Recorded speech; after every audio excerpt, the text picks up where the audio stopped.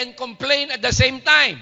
You cannot say, I'm praying for the president, but you kept on posting and complaining about the president. Reklamo ka ng reklamo sa anak mo. Tagal niyong pinag-pray na magkaanak. You're complaining about your wife. Ladies and gentlemen, you prayed for her.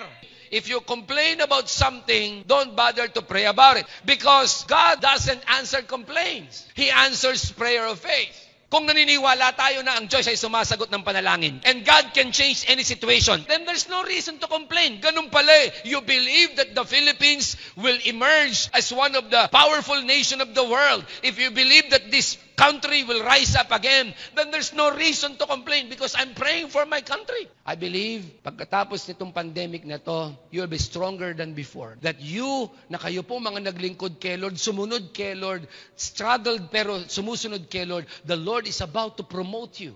The Lord is about to raise you up. The Lord is about to elevate you. God will not make you just a symbol of wealth. God will make you a resource of wealth to your families. That's what I see.